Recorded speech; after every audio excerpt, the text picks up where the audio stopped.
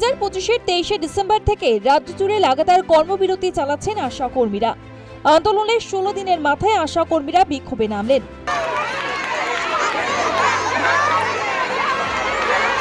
রাজ্যের বিভিন্ন প্রান্ত থেকে কয়েক হাজার আশা কর্মী স্বাস্থ্য ভবন ঘেরাও অভিযান করে, যা ঘিরে ধুমধুমার পরিস্থিতি তৈরি হয়। ব্যারিকেড ভেঙে একবারে স্বাস্থ্য ভবনের সামনে চলে আসেন আশা কর্মীরা। আন্দোলনকারী আশা কর্মীদের চাপে ভাঙল ব্যারিকেড।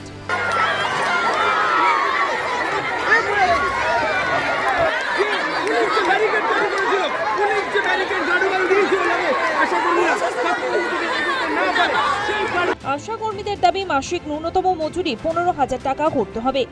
ইন্টার্নশিপ সহ সমস্ত বকেয়া টাকা ভাগে ভাগে দেওয়া বন্ধ করতে হবে। স্বাস্থ্যকর্মী হিসেবে স্বীকৃতি দাবি। 6 মাসের মাতৃত্বকালীন ছুটি চাই। ওই পৌরসভার শুটার সঙ্গে যাতে আশার গ্রামীণ এবং আরবানের একই রকম অর্ডার একই সাথে যায়, সেগুলো ওনারা দেখবেন। আর ভাতা বৃদ্ধিটা ওনারা বলছেন বিবেচনাধীন। আর যেটা বলেছে, কর্মরত অবস্থায় যারা মারা যাচ্ছে তাদের পরিবারকে 5 লক্ষ টাকা দেওয়া, এইটা ওনারা করবেন, বাস্তবায়িত করবেন, এটা একরকমভাবে কথাই দিয়েছেন। তারপরে মাতৃত্বকালীন ছুটি, এই ব্যাপারটাও 6 মাস 180 দিন, এটা ওনারা বলেছেন আমরা এটাও করে দেব। এটা এক ধরনের পরিপূর্ণ আশ্বাস নয়, এটা বাস্তবায়িত হবে, এটা বলেছেন। কিন্তু আমাদের যেটা মূল কথা হচ্ছে ভাতা বৃদ্ধি করতে হবে।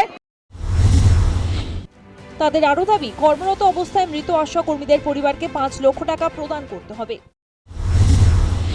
আমাদের যে মুখ্যমন্ত্রী ঘোষণা করেছিলেন কর্মরত অবস্থায় মৃত্যু হলে পরে 5 লক্ষ টাকা পাবে, সেই টাকা আমার দিদিরা আজ পর্যন্ত তার পরিবারগুলো পায়নি। এখানে পৌরসভাগুলোতে হুমকি আসছে, মেয়েদেরকে ভয় দাঁড়ানো হচ্ছে।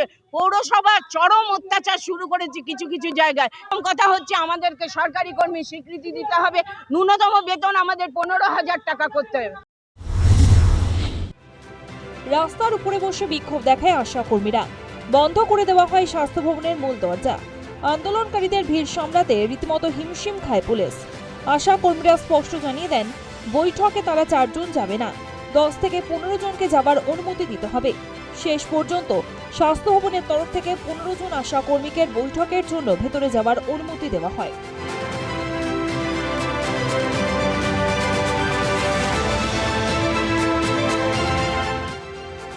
রাজ্যের বিভিন্ন জায়গাতেই আন্দোলনে নামছেন সাধারণ মানুষ। চাকরি প্রার্থীরা প্রায়শই আন্দোলনে নামছেন। চা বাগানের শ্রমিকরা অবস্থান করছেন। এবার আশা কর্মীরা আন্দোলনে। অস্বস্তি বাড়ছে সরকারের। News time.